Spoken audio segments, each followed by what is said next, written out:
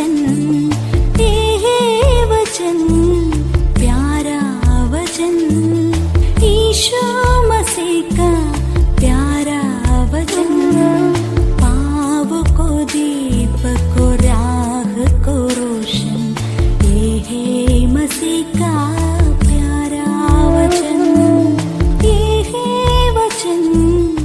परमेश्वर के धन्य नाम की महिमा हो। प्रभात मनन के सत्र 2053 में आप सभी का बहुत ही विनम्रता के साथ स्वागत करता हूँ।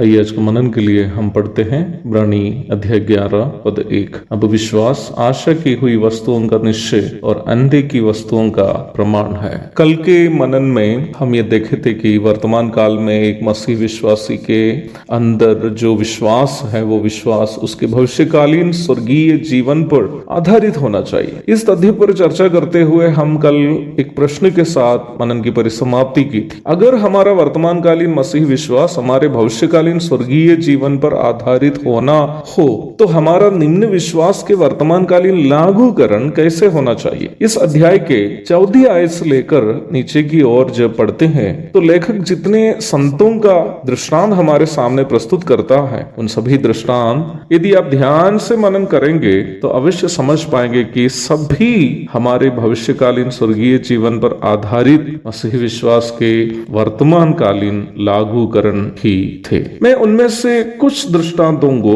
जो आसानी से समझ सकते हैं आपके नजरों के सामने लाना चाहता हूं। आने वाले दिनों में उन सभी आयतों पर अधिक मनन करने का होने के कारण उन आयतों पर अभी ज्यादा चर्चा करना मैं नहीं चाहता। पद 9 और 10 देखिएगा। विश्वास ही से उसने अर्थात अब्राहम ने प्रतिज्ञा किए हुए देश में पराये देश में परदेशी के समान रहकर इसहाक और याकूब समेत जो उसके साथ उसी प्रतिज्ञा के वारिस थे तंबुओं में वास किया, क्योंकि वह उस स्थिर नींव वाले नगर की बाट जोता था जिसका रचने वाला और बनाने वाला परमेश्वर है। पद 24 से 26 तक देखिएगा। विश्वास ही से मूसा ने सयाना होकर फिरौन की बेटी का पुत्र कहलाने से इनकार किया, इसलिए कि उससे पाप में थोड़े दिन के सुख भोगने से परमेश्वर के लोगों के साथ दुख भोगना अधिक उत्तम लगा। उसने मसीह के कारण निंदित होने को मिस्र के भंडार से बड़ा धन समझा, क्योंकि उसकी आंखें फल पाने की ओर लगी थी। 38वीं आयत में एक ऐसा वाक्य है जो बाइबल में मेरे पसंदीदा वाक्यों में से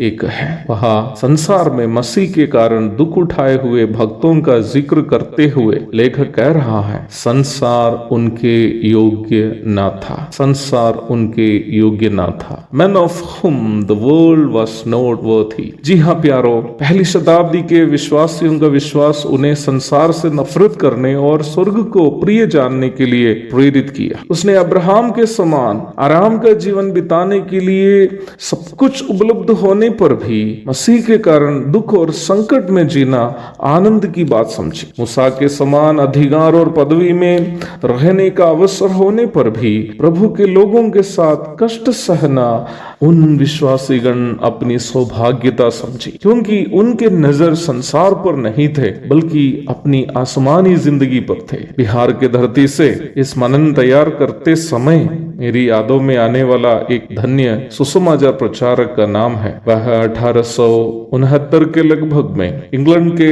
डाक विभाग में कार्य करने वाला एक पदाधिकारी था, परंतु विश्वासी से उन्होंने अपने स्वर्गीय जीवन को देखा। अपनी पत्नी समेत इंग्लैंड के सुख सुविधाओं को त्याग कर उन्होंने अविभाजित बिहार के जामतरा नामक एक पिछड़े और जंगली क्षेत्र में पहुंचा, ताकि वहां के गरीबों से ये कह सके कि परमेश्वर उन लोगों से भी प्रेम करता है। मात्र 3 वर्ष ही उस भक्त इंसान वहां के कठिन परिस्थितियों से लड़कर रह पाया। सन 1872 में अपनी धर्मपत्नी को भारत में अकेला छोड़कर वह अपने स्वर्गीय पिता के घर चले गया। उस धन्य मसीही सेवक का नाम विलियम एस बोडी था, जिनका कब्र आज भी जामतरा मिशन कैंपस में आप देख सकते हैं। मुझे ये मालूम है कि पढ़ाई लिखाई पूर्ति करके यूरोप और अमेरिका जाने का सपना देखने वाले वर्तमान कालीन मसीहियों को इंग्लैंड छोड़कर 18वीं और 19वीं सदियों में भारत आए हुए मसीही प्रेषितों का